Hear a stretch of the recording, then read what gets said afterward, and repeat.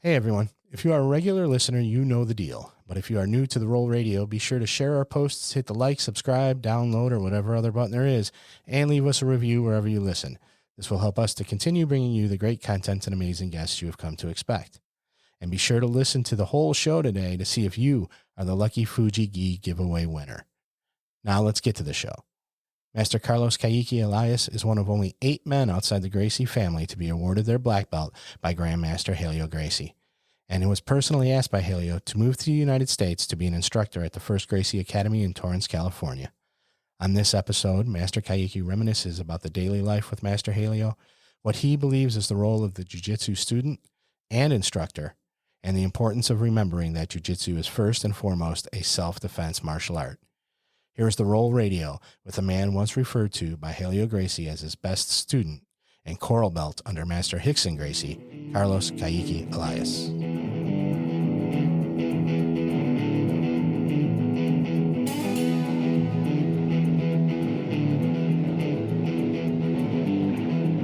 Welcome to RŌL Radio.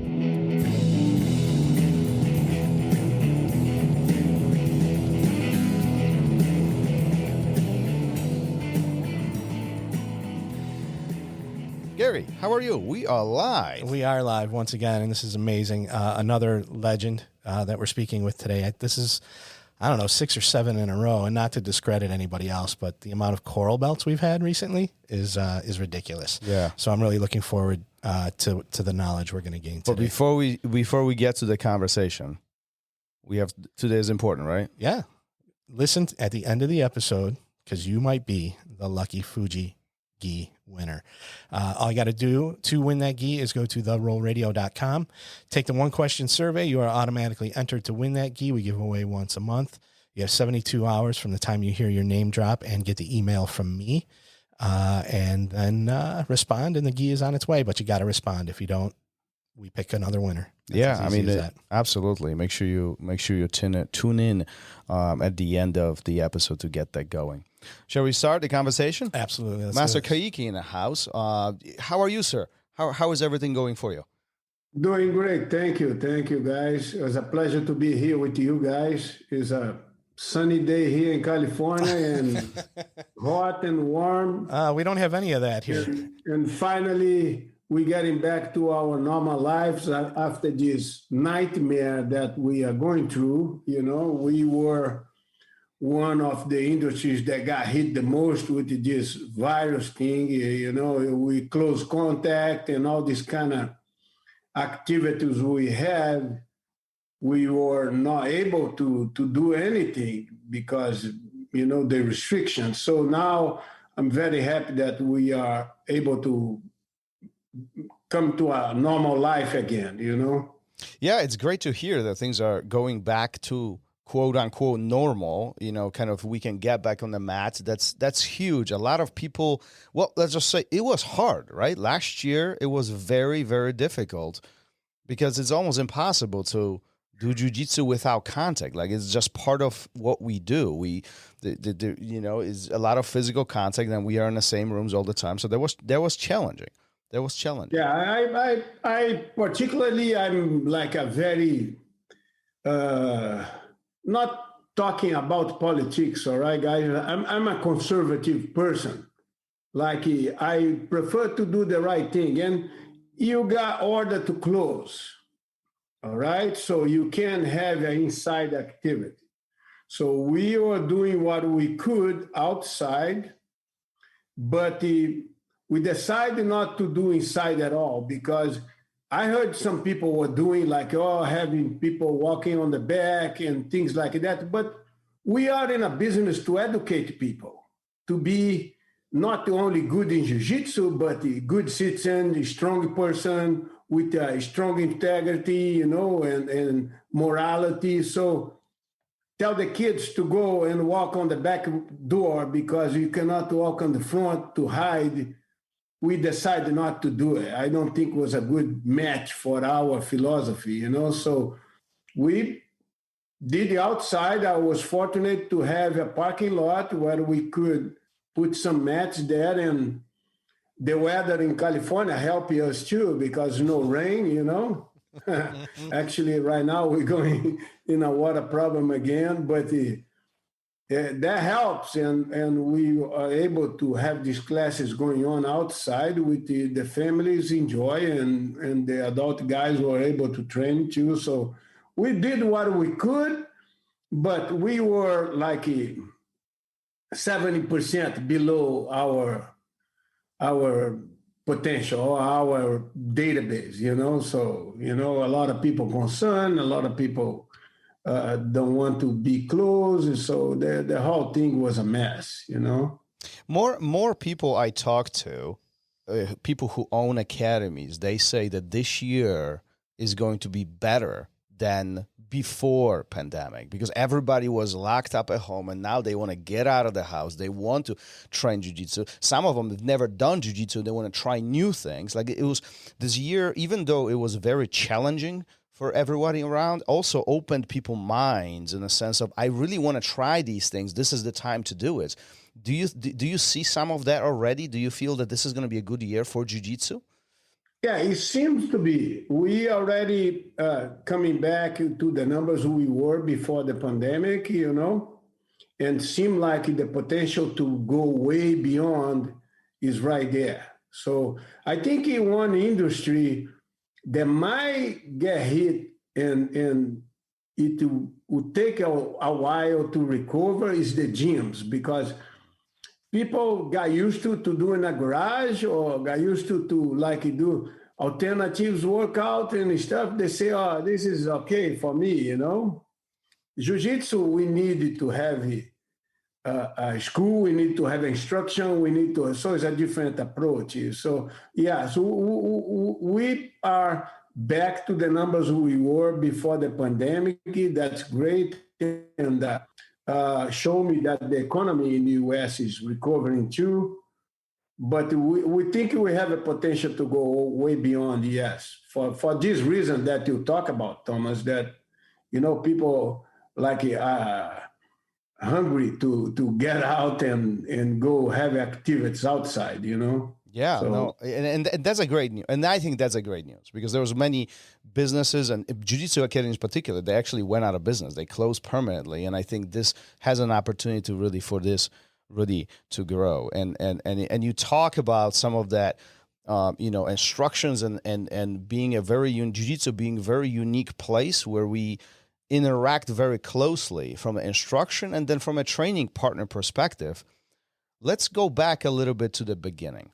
You were one of those unique individuals, I think, in Jiu-Jitsu community that had very direct relationship and very close relationship with Master Helio Gracie. How did this all started for you? Where take us way back, all the way to the beginning. How was your first day, and how did it all started? Yeah, we in Brazil, you see the Brazilians now, they dominate the surfing on these tournaments, all right? So that, it belonged to a long time ago when it started, but we never previewed this, that becoming so professional. But since a little kid, I was surfing, and I met one of Helio Gracie's son that we became very good friends, Rickson Gracie, and he's the one that introduced me to Jiu-Jitsu. So I start to train with him. I see how he resolved some like disagreements, and I look and I say, I gotta learn this thing, So yeah, and on that time, we were like an elite group. Jiu-Jitsu wasn't cheap and was practiced by like medium, high-classy Brazilians, And I say I gotta learn this, and then I got into and I started training with the Rickson Gracie and stuff. And after I got my blue belt, he moved to United States, and I moved into the Helio Gracie Academy at the downtown city in Rio de Janeiro. But even when I started, and when I was training with the Helson on this location, away from the city, there was already a great contact and a great interaction with Helio Gracie too, because Helson lived with him. So we became good friends, and so I was always there, and even we sometimes waiting for Master Helio gonna travel this weekend, so let's do a party, and like young guys, So yeah, so then from there I moved to the downtown school, and I started training there, and that was amazing for me because there was nobody there. The school was pretty much a private lessons school, and who teaching the lessons was Helio to some few people, and Rickson, and Rickson was not even a black belt yet, but he already really good, and so there was not too many people at that school. So I have the privilege to be smashed by him and and training with another guy. So it was just me, him, and a couple other guys to train. And the other ones are all like executives and professionals that come in for private class, Did you know the magnitude of the situation? And I always ask this question because today, I mean, a lot of people would pay enormous amount of money to have privates with you or to have privates with Rickson. I mean, for some people, that's a dream. Did you know what you were getting at that time? Did you comprehend that in your head that this is the Rickson, this is Helio Gracie? These are pioneers, and then you follow their steps shortly after that.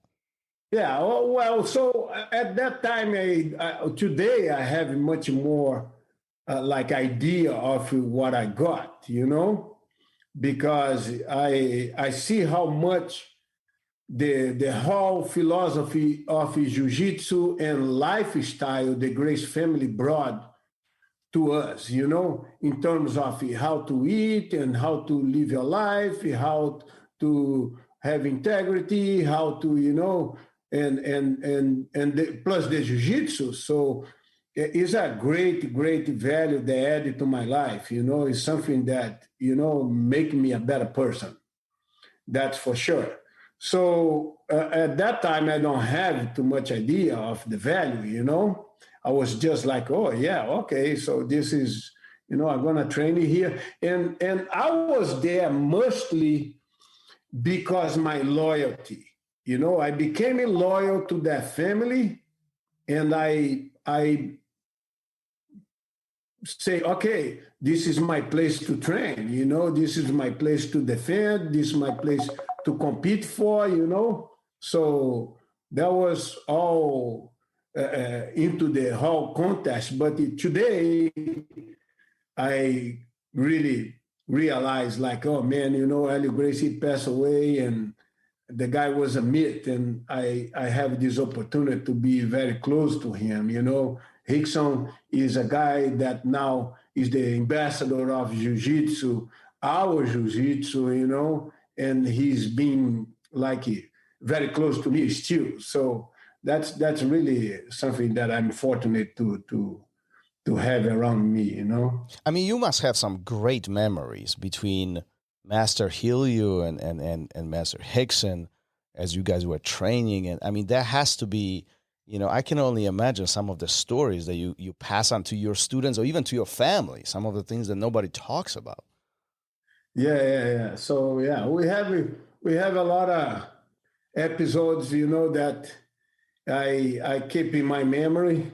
So, that was one time that actually is something that's interesting, that I was a purple belt and I trained, and they already, Helio and Rickson, and, they already saw a potential on me. And I was training pretty good, and I was progressing on on my skills and my technique, you know. And after the Helio Gracie dad, there was one, the oldest son of Carlos and Helio Gracie. He used to refer to Helio as a father also because he was raised by him. Some of the students came to our school, you know, because there was no school anymore, or there was no instruction. After for a while, Carlos Gracie Jr., he set up himself with a school, and then he was able to gather these guys together back again. But they came in, one guy came in, this guy was a black belt already.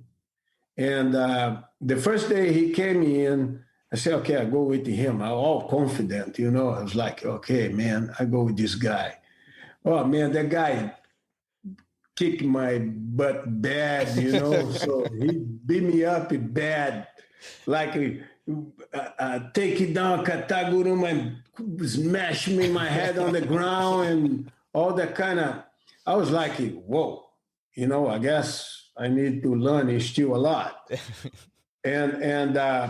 So Helio Gracie came to me after he watched. He was always watching, you know. He watched and he don't say anything.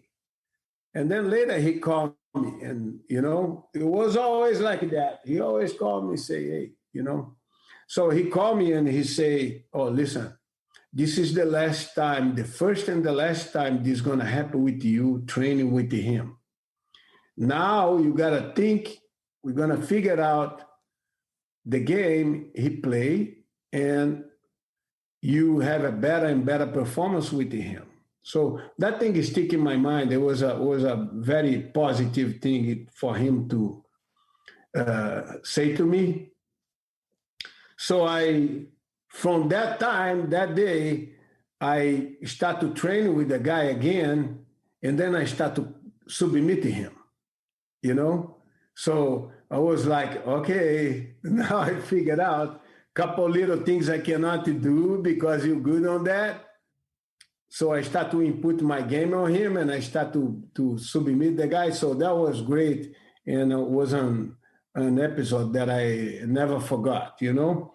And a couple other things that was like in a normal life that I really enjoy. I really enjoy to go to the market. There was far away market for fruits and vegetables, where it's kind of like it's not a farmer market, is a distributor, a wholesale, you know, because we eat so much fruit on that time and vegetables and stuff was all into it is all into the Gracie diet. So I used to enjoy a lot to go with him there, so we can talk, and sometimes he get mad, sometimes he don't get mad, you know, and one of the things I think he like on my personality, because I always been respectful to him, you know. So it's just, you need to understand one thing, you know, sometimes people talk to you in certain way, but there is no meaning to put you down. There is no meaning to, you know, to make it bad for you. It's just someone that older than you that you need to respect. This thing is going away a little bit because I see even on my kids, they talk to me equal, all right? So, you know, yeah. Which is okay. It's a new generation, all right? So, but so we go to this market, and I have I was fortunate to also go with Carlos Gracie, you know, sometimes with both of them. Is that something common that you guys used to do all the time, going to the market and picking fruit? Yeah, like every 2 weeks, maybe, you know, and go into that in the car. We both go together, you know, and like it was pretty good to go. Together there with you both, because it was only me and them, and so we can talk about a bunch of subjects and a bunch of different. What did you guys talk about? Like I'm trying to imagine this. Like You sitting in the car with Helio Gracie, and you go to the market with it, and you guys chit chat. It's just like such a personal relationship. What did you guys talk about? Yeah, we talk about a bunch of different things, but measuring about jiu-jitsu, you know. one thing is really like amazing to me is how determined Helio Gracie was to live for jiu-jitsu. No matter what is on his private relationship or whatever, he was able to focus on jiu-jitsu, measuring on his life, the way he eat, the way he sleep, the way he acted during the day. His focus was always jiu-jitsu. So that is like amazing to me. The determination is like a few people will have, you know, and I think that's one of the key factors that brought him to where he was in his life, you know, is the determination to like defend the jiu-jitsu, develop the jiu-jitsu, and create a completely lifestyle. If you look today, people talk about the acai, I'm gonna eat the acai bowl.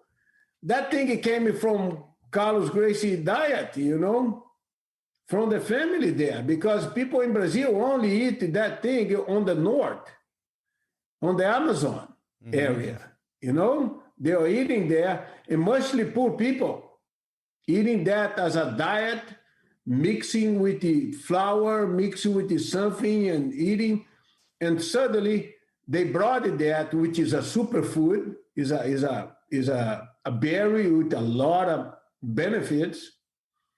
So he brought that to the diet, and we were the few people that were eating that thing, you know, we were buying that thing so cheap. And suddenly today you have to pay so much money for it. Yeah, when I asked my wife to pick it up, today is something that like everybody does, you know. So yeah, when we are in the car, we talk about this, we talk about the techniques, you know, and sometimes he get mad on me, and I have to back off, and you know, so that's something. What a great memories. One of the things I wanted to ask you is like when you train with that black belt that you mentioned a few minutes ago, and Helio, Master Helio came up to you and say, "Listen, we have to figure out the way how this never happens." I think it's such an interesting topic. A lot of students today, they train, things don't go, you know, according to their plan. They don't find the success, and then, you know, maybe they want to quit, or maybe, you know, they have a bad day. But not a lot of students try to figure out what went wrong or how to make it better. That's how I should say, how to make it better. Do you think that's part of what jiu-jitsu really should be, of trying to figure out why this guy submitted me? Why did I have to tap? Like, how is that in your head? Yeah, so this is an interesting subject, Thomas, because not that we say, oh, you know, people don't know how to teach, or people. I don't like to go on that. I think everybody have the benefit. Everybody have something positive to bring it in. But the thing is, you know, it doesn't belong to the student to figure out. It belongs to his instructor. So if you have a good instruction, if you have people that are there to do the job as an instructor jiu-jitsu, they are the ones to help. They need to help the students, you know. So if you are in a bad position, if you cannot get into something that you want, a submission or escape, the best thing to do is to talk to your instructor and figure that out. And the instructor job is to help you out so you can do a better jiu-jitsu. I like it, you know, I hope I can keep this energy on. I like it every time I teach or every time I go to a seminar and stuff. I like to make sure everybody practice the technique right, everybody know how to apply. So when the student have difficult, it's the instructor's job to intervene and make sure he can find a solution. One of the things that I used to hear from Helio Gracie all the time also is this: it's never the student's fault, it's always the instructor. You know? So if the student don't learn, it's because the instructor is not teaching right. So this is true if you think about it. You know, some people have more difficult. It takes a little longer than others, but everybody are able to learn this. Of course, you know, some of the techniques that are coming in today's world of jiu-jitsu competition and in the schools are able to be applied only if you are very athletic or if you are a gymnastic, you know, professional. So something like that. So, you know, but if you think about the jiu-jitsu as a martial art, a jiu-jitsu as a self-defense, you know, a jiu-jitsu as you see being applied in fights, you know, all that kind of thing, anybody can learn, you know. So, and I think what's important is that it's the instructor's job to guide the student and tell them, listen, this is very athletic, and maybe this is not going to bring you the most success. How about we focus on this? Right? It's their job, because the student doesn't know. I mean, how would they know? They're here to learn. Oh, yeah. Yeah. That's why it's important for the schools to have a program. You know, a program, we believe if you learn a strong fundamental jiu-jitsu, a strong basic jiu-jitsu, you are able to develop your jiu-jitsu further way easier, you know? So one example that I give many times is my son got not attacked, but he got like confronted by some guys in a parking lot, and they start to chant the name of a jiu-jitsu school. This was a while ago, and so they ended up having a confrontation, and my son took the other person down. Immediately, he put him in a half guard and came with the arm under my son's leg. So my son sat on the arm. He was trying to do a sweep in a half guard with the arm inside. My son came to me and said, "Oh, Daddy, I think he didn't know punch was allowed." So this is a perfect example of a student that getting a bad instruction. He thinks jiu-jitsu is this. It's like, oh, yeah, this fancy movies and go here and go there and that. But jiu-jitsu is not this. Jiu-jitsu primarily is a self-defense martial art. All right? So when you watch the UFC today, you cannot compare these guys. These guys are extraordinary athletes, you know? So for self-defense in a normal situation, there is nothing better than jiu-jitsu. You know, maybe you don't win, but you survive, okay? Mm-hmm. So people cannot compare this and think, oh, no, I'm gonna. But when you watch the UFC, and if you see people using jiu-jitsu there, it's only basic jiu-jitsu. Nothing there is fancy. You know, sometimes come up with one or other technique that's kind of like different, but you look and you say efficient, like I saw Damian Maia doing this takedown with the leg inside the guy and took him down and already on his back. That was great technique, new thing, new thought, new development, but always based in a fundamental of jiu-jitsu, you know? So you don't see too many fancy things going on these fights. They are pretty much basic techniques, you Yeah, know. and that's the interesting part, that the fundamentals always work, but the fancy, crazy things draws the attention, right? And it's Oh yeah. But we saw, I'm not going to mention the fight or who it was, but we saw some things very recently where somebody tried something very fancy and it didn't work out. And the fight ended pretty quick after he tried his fancy move. So do you think that a self-defense and a sport factor is kind of going away from each other? Is like kind of some people make... This is the thing. It's not going away. It depends on the philosophy of the school, right? Mm-hmm. So if you think about, even one student, I told him about, I say, look, we need to make sure the black belts, they know the program for self-defense, which includes stand up on the ground, down. So he said to me, oh, you know, we've been focused on competing and stuff. And I say, listen, oh, you know, we can, this is like a new word. I say, what are you talking about? We used to compete. We used to not only compete, we street fight pretty much often because we used to live in a barbarian society, you know?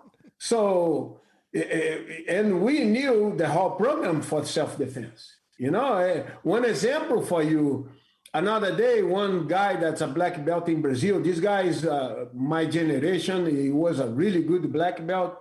He was talking to me and he say, oh, Caique, I saw this cab driver get this guy, this brown belt guy in a headlock, and the guy could not get out. So that tell me, hey, look, if you go, I tell you, not, like I said on the beginning, not putting anybody down, not trying to make it, oh, you know, looking good, nothing like that. My full objective is to make jiu-jitsu better always, you know? So, but if you go around, you see a very high percentage of schools where the students don't know how to get out from a headlock. Yeah. And a headlock is a common situation.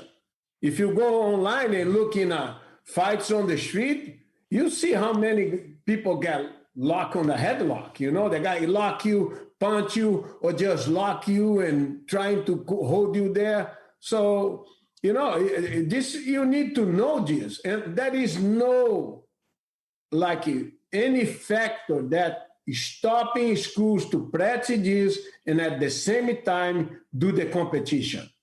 Because the competition is important for the student. It builds the confidence, you know. A lot of people, if you look, how many students want to go in a real fight on the cage?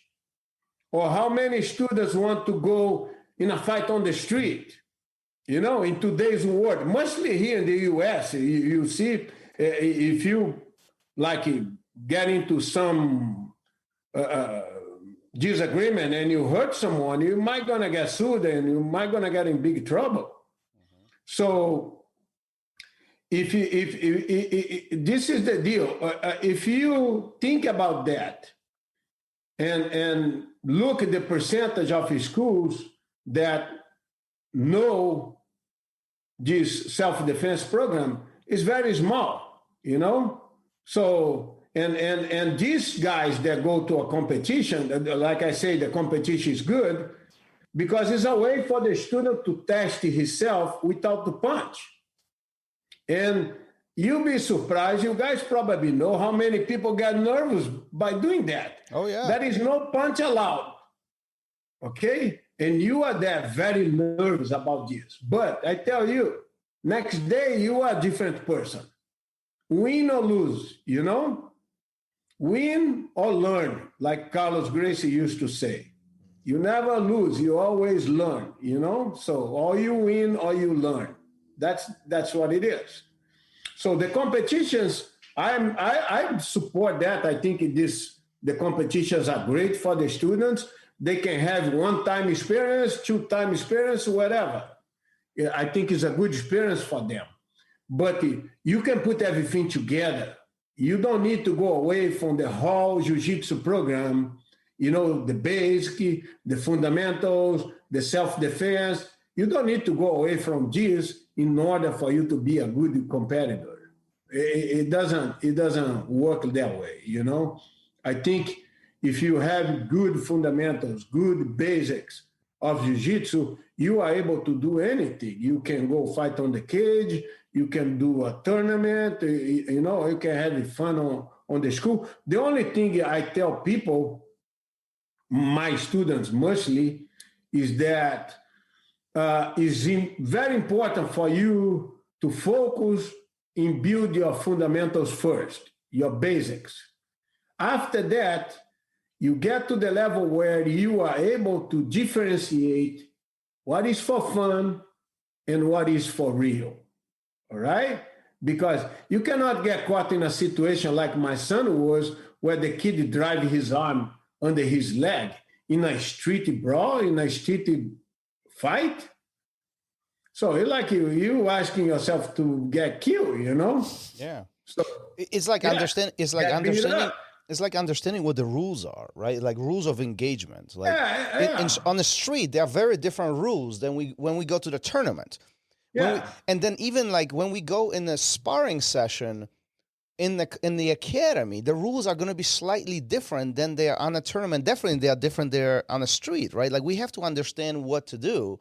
Yeah, if you don't have that kind of instruction where you build it up from the beginning, strong fundamentals, and you are instructed to understand how to differentiate what can be used on this or that situation, then become a problem, And today, unfortunately, the majority of schools don't practice this. Like I say to you, if you go around and try to test people in these very regular situations, defend guillotine, defend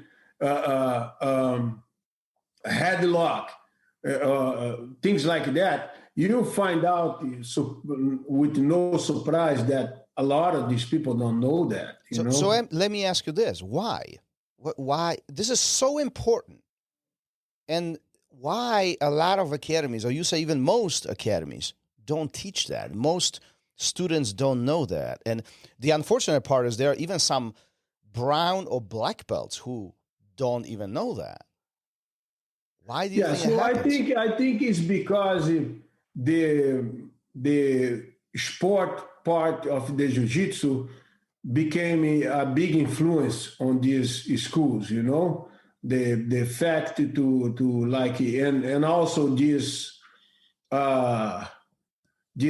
fancy movies that people start to like to see and say, oh, this is really cool, and do this, do that. But this is for a certain level of a practitioner that knows it won't work in a real situation, So the sport part of the jiu-jitsu became strong in terms of tournament, in terms of, very organized tournaments. The IBJJF is doing a great job with Carlos Gracie there. He actually, the job he did, it need to be recognized, that even help the schools to grow, they bring more jiu-jitsu practitioners, and mostly what brought the jiu-jitsu to people's life was the UFC, that created by Helio Gracie, and Royce Gracie did the right job there. If Royce didn't do the job, I don't know if we were where we at today, So yeah, that's very a true. lot of people talk and say, oh, he was on the right place at the right time. I don't think so. I think he is a brave guy, and he went there and he did the job, So that's the way it is. Do you remember UFC 1? Where were you at when that was happening? I was in Brazil at that one. Yeah. How did you hear about it? What was your take? Well, I was close to the family, so I knew everything is going on, What was your take on it? Did you think that this is going to take jiu-jitsu to the next level. This is going to explode it. We talk about that. We talk that it's going to be bigger than boxing. I remember like yesterday, we talked about this. This thing is going to be bigger than boxing, and, you know, there's going to become like a show all over. On the beginning, I'm not like an expert on the legal matters of the UFC, but on the beginning, there was a lot of prohibition, a lot of concern. Even John McCain, the senator, say, oh, no, we cannot do this, and, you know, things like that. So we were like, you know, see how this go. But since the first one, Jiu-Jitsu explode, you know, people like, oh, what the Brazilians know, you know, what is that? So I want to learn that too, you know? Oh, yeah. And you put that together with the several challenges that were done in video. So then people like, oh, I want to learn this, you know? Yeah, we had Master Horian on the show just few weeks ago, and he talked about it extensively, that there was a big plan behind this. This is, you know, from the spectator perspective, like us who had no idea about this, it just popped up, and it kind of, whoa, what is this stuff? But there was a lot behind the scenes that nobody knew about. The relationships that were created and the way how they presented this. There was a big. It was about a dozen years in the planning, you know, before they before they were like, okay, now we're ready to go. Helio he have a big part on what the jiu-jitsu is today and why people practice jiu-jitsu all over the world, you know, because that show, it really brought it to all the places in the world, the jiu-jitsu we practice, you know? Yeah. So. Yeah, I mean, it was a huge moment. Yeah, for sure. I want to backtrack a little bit if we could. You know, you talked a lot about instruction, but I believe Master Helio called you the best student of jiu-jitsu. And I wanted to know why he said that, and then also what you think makes a good student now. Yeah, at a certain point in Gracie Academy in Brazil, you know, the original Gracie Academy in Brazil, I was the top student there for a long time, and the fact he was saying that it was in terms of efficiency, you know. I was very efficient, and if someone show up, I was the guy to like do the challenge, or I was the guy to do the welcome to the guy that show up there and try to see if the school was good or not, you know. So yeah, and he was like really comfortable with me too, because he saw there was a loyalty on me towards his family and his teaching, and respect for his being the master of all of us, you know? Mm-hmm. Yeah, go ahead. Well, I was just going to say, so what makes a good student at an academy now? Is it somebody who is, you know? Yeah, well, I think in today's world, what make a good student is a student that follow the program at the school. Of course, the school need to have the right program. He need to know how to teach jiu-jitsu, all right? And he need to forget about YouTube, forget about, you know, any of these videos and stuff around, because he need to focus on the program first to build a solid base, you know? And on top of this, what is a good student is someone that respects the instructor, someone that understands that he needs to respect the other people inside the school. It doesn't make anybody tough to be rude, you know, or doesn't make anybody tough to be like a jerk. So you don't need that. Those are reflex of insecurity, you know. So a student that have respect, dedication, and pay attention to the details. ask questions. That's one of the more important thing to do when you are a student. Don't be shy to ask questions. Go to your instructor and say, look, I got caught on this position. What should I do? And learning from there. And another thing I did for a long time, I always was focusing on doing this. I have a strategy on learning. And that was a tip that was given to me by Elias too. I was going to the school, going to the academy there to train. And I always leave my pride outside. And I say, you know what? I'm going to let these guys go to my back today. So they catch me on the back and I practice to get out. All right. So I got caught. Oh, why I got caught? Oh, I got to practice more. Then I say, okay, today I'm going to practice to get out from the mouth. So without my partner there, my training partner to know, I let him out on me. And then I practice to get out of there, you know. And then another day I say, okay, I got to practice to catch. I was actually competing and I got caught in an armbar. And I say, man, that thing was weird and it was pretty solid, you know. I say, I got to learn this. So I masterized that thing. You know, today I'm so efficient on doing this because I went and I say, okay, I got to repeat.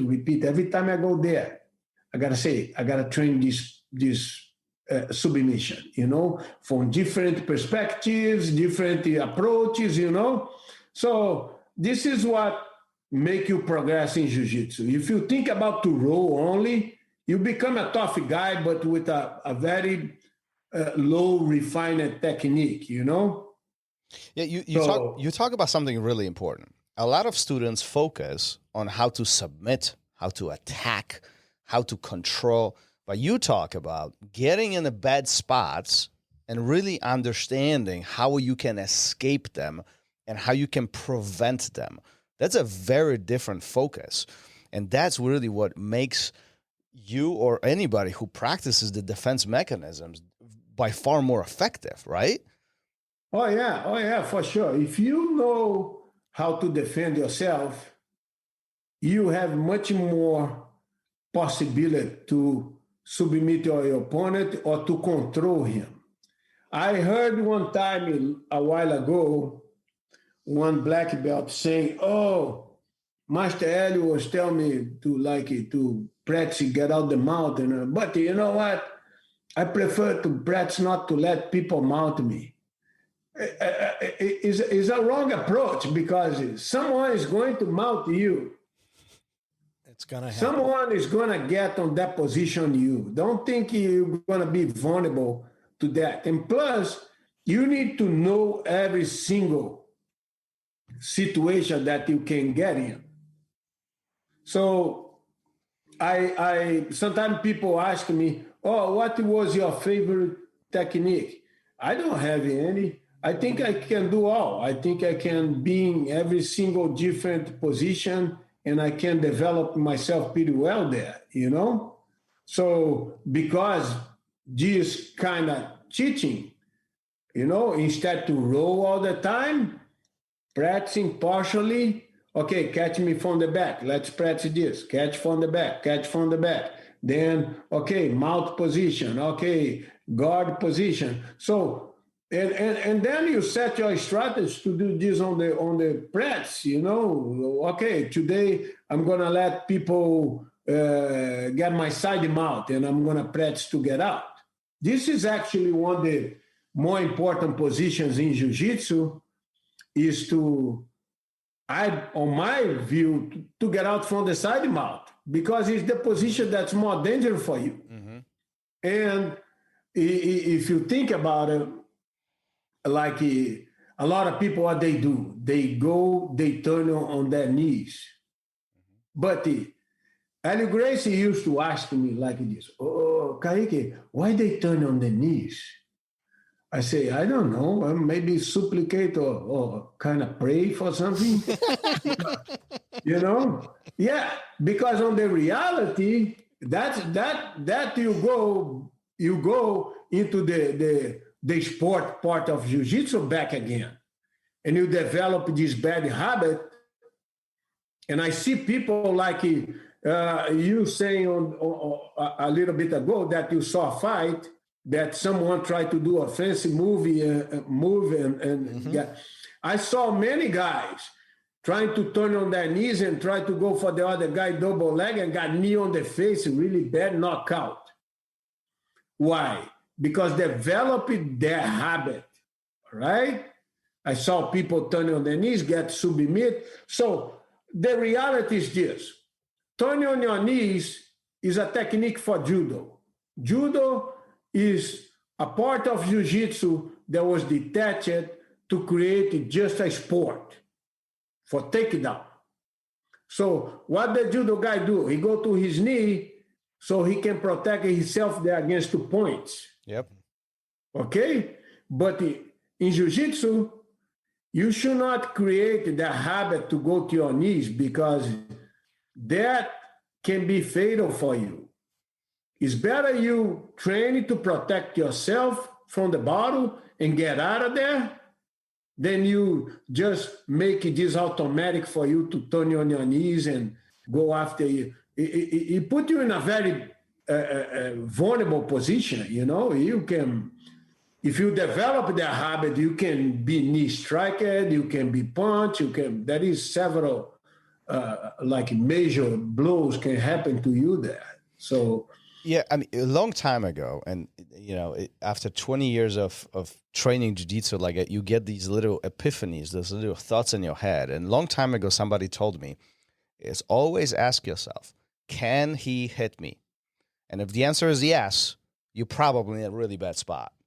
And if the answer is no, that means likely you are actually protecting yourself. Then, you might be able to escape. What are your thoughts on that? Yeah, we go back, Thomas, to the same thing we talked about before. Mm-hmm. Build fundamentals, get more advanced in jiu-jitsu, and start to differentiate what can you do to play around and what can you do for real. It just go into that kind of knowledge you develop and you understand. Look, this cannot be done on this situation. This can be done on that situation, So it's just a matter of you differentiate and get to the level where you can differentiate, Yeah. I should not be doing my hand like this because my fingers... I was going to bring that up. If you're watching this on YouTube, you might want to take a peek. Yeah. I will keep it down. Yeah. I wasn't sure if this was a sensitive. Bad, yeah, mine are fine. But yeah, I was wondering if that's something we could bring up later or not, or is it going to be offended or not going to talk about it? But you brought it up. Yeah. I hurt in jiu-jitsu and I never fix it. So, that's how we were before. So fair enough. It's a little crooked. Yeah, but some parts of my body, I'm paying the price now. I still very healthy. I exercise often. I'm for my age, I'm pretty much way above the average. But the mind is still like a boy, but the body is kind of deteriorating little by little. That's what happens. That's the price we all have to pay for the beautiful art of jiu-jitsu. Before we finish this, we have 5 questions. We do this with every guest of ours. We have 5 questions. Gary is going to ask you those 5 questions. But tell us the first thing that comes to your mind. The questions are short, and it always creates an interesting end to the conversation. And some of the questions are funny. Some of them are a little bit more serious. Gary? Yeah, let's do this. All right. So what was it like the first time you stepped on the mat? Do you remember your very first day? I remember the first day I stepped on the mat. It was not at the Gracie Academy. It was in a different school. And I was a very young boy. And this instructor, he say, okay, you guys need to now fight each other with the open hands. And I say, "Are you serious?" So we were there slapping each other, try to going after each other like crazy. I got home and I was like, "Oh man, it's like burning." So yeah, so that was my first experience on the mat, and I tell you, a lot of people will never come back, huh? But do you think that would work today? No, I tell you one thing, without to prolong this too much, one mistake a lot of people make, a lot of schools make, is not to have an introductory class for the new student, like to make him feel comfortable with the group. So bring him to the teaching him how to do the warm-up, how to do very basic things, all right, in a private situation, private lesson, quick lesson. So a lot of times what happens is people don't know how to be an instructor and they are there. So one example I can give to you is one kid went to try a class and the instructor put him with the instructor daughter to spar stand up. The kid never done jiu-jitsu, never done judo, nothing. Oh, the girl took him down. He put his arm on the ground, broke his arm, first class. Never came back. That's a great way for you to push people away from jiu-jitsu, push people away from martial art, is to do that.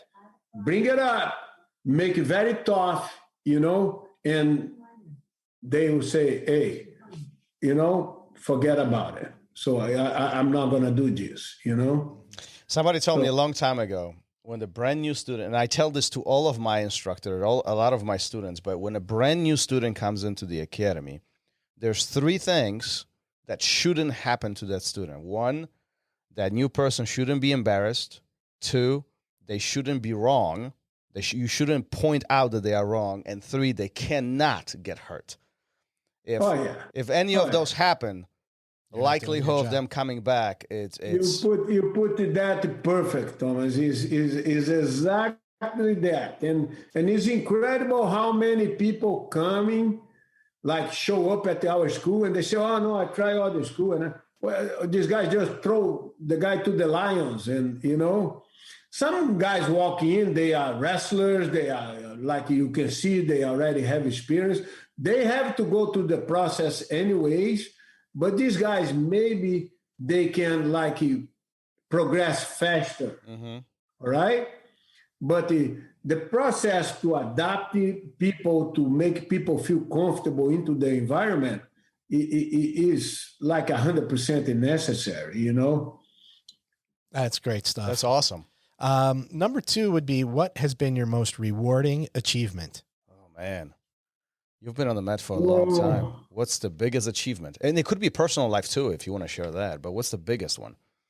Well, my biggest achievement was, I think, my sons and now my grandson, So that, I think, nothing pay for me to see my sons becoming great citizens, great professionals, and men with integrity. And now, my older son brought this new baby to our family, so it's been a big gift, But I can add one thing to this too.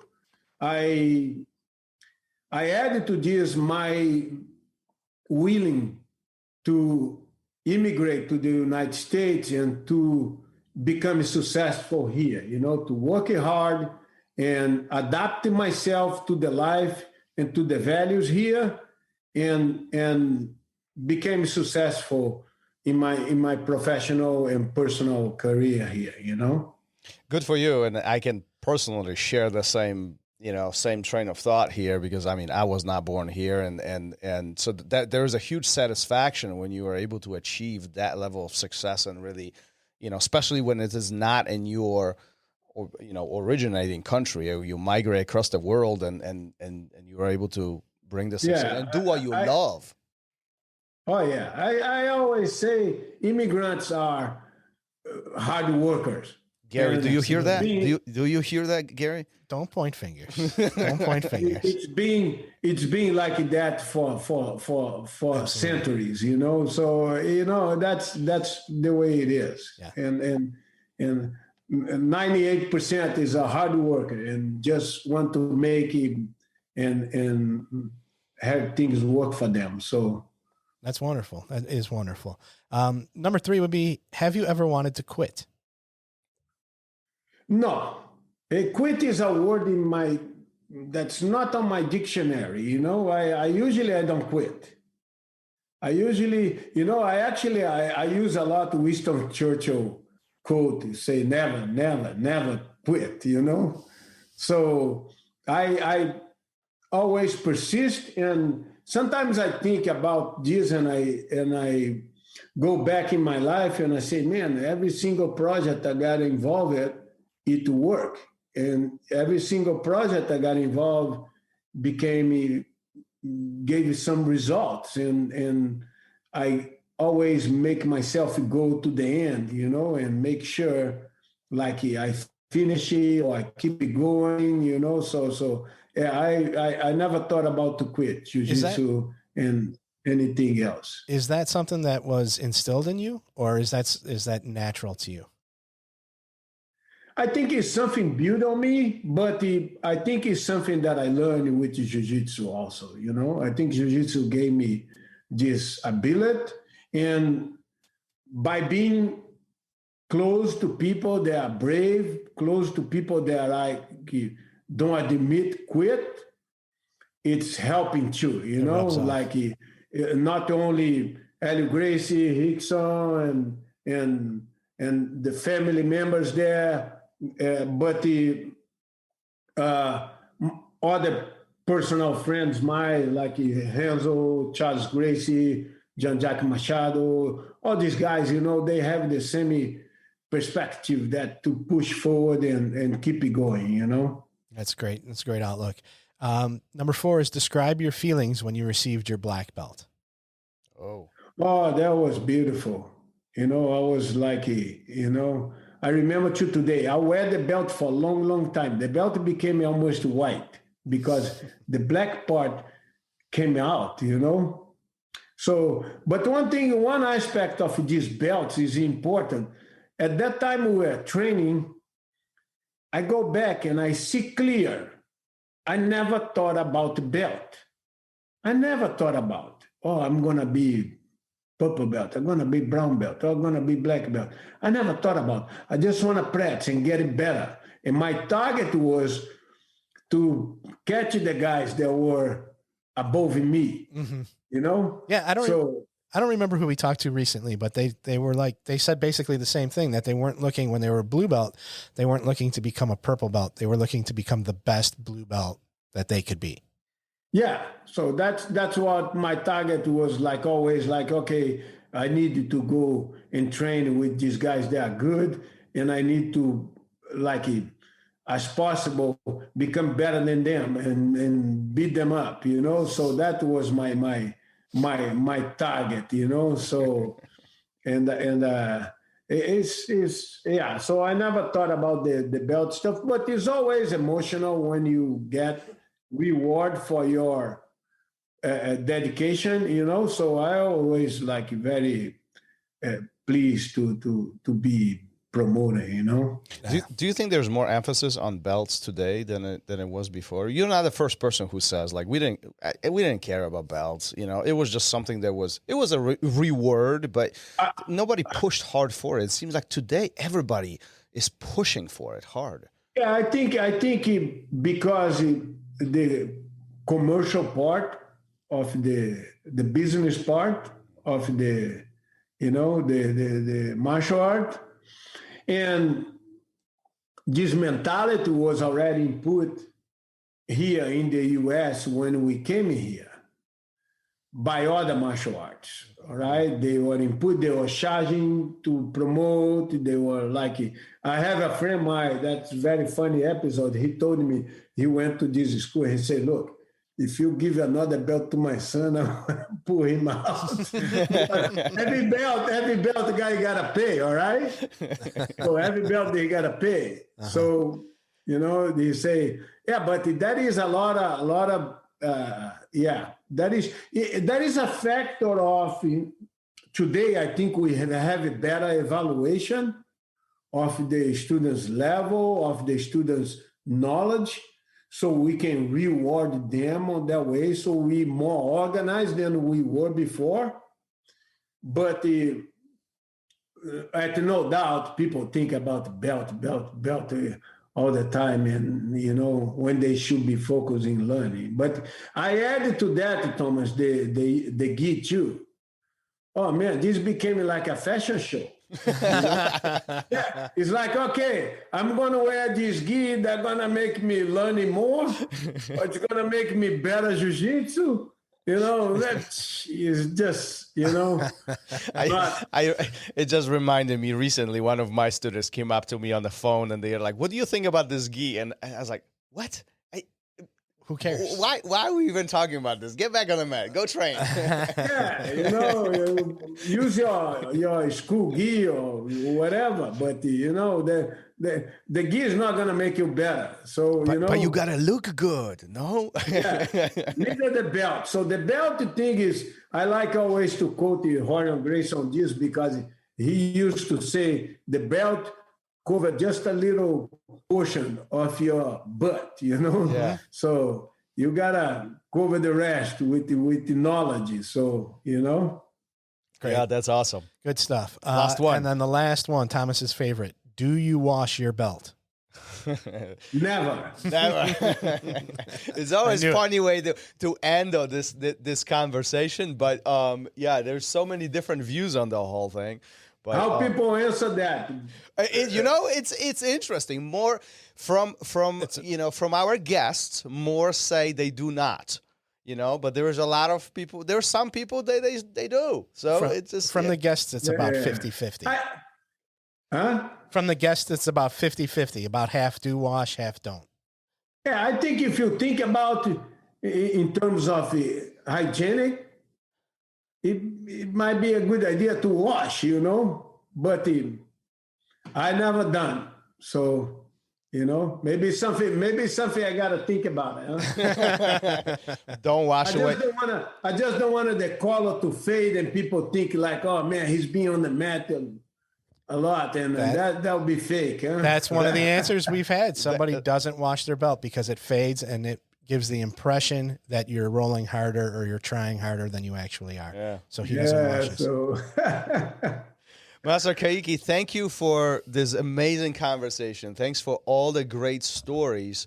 Before we finish this for today, where can our listeners find you? Where can they connect with you? Are you on social media? Yeah, we are in a social media. On a social media, usually is a Master Caique. And on our school, you can put Caique Jiu-Jitsu or CJJ USA, and you be connected to our social media, internet, website, all that kind of stuff, Beautiful. So great. Beautiful. I always say, if you're ever in Chicago area, let us know. Make sure you stay in touch, because I would love to have you at my academy for a seminar if that's possible. If, as things are opening up. So, I know you travel a little bit and you do seminars all around. So it would be amazing to have you here in person. All right. Great, Thomas. And I really appreciate you guys' invitation. And I tell you guys doing a great job. I like the look. Oh, there you go. On the background, you both guys are like amazing interviewers. So I'm really pleased to have this done with you guys. We appreciate the kind words. That's Thank awesome. you so much. Yeah, that's awesome. And this is kind of new for us too. So to have somebody recognize it, I appreciate it. Really, That's really great, guys. All right. Have a great day, and we'll see you soon. Oh, Take no care. finger. No, Take care. Take care. Before we go, like we said, today's the day, another winner. And I already picked the random number from the random number generator. Remember, go to therolradio.com, take the 1-question survey. You're automatically enrolled. And the winner for today is Christy. Christy, whose email ends in bjj@gmail.com. You are the lucky winner. Check your emails. Respond to mine within 72 hours. We'll give you all the info you need to get your amazing Fuji gi. And again, therolradio.com, a 1-question survey. How easy could that be? You could be like Christy and walking away with a free gi. Thank you for listening to RŌL Radio. If you enjoyed the show, don't forget to leave us a review and help us make the show even more amazing. For future episodes, check out our website and follow us on all major podcast platforms. Take care.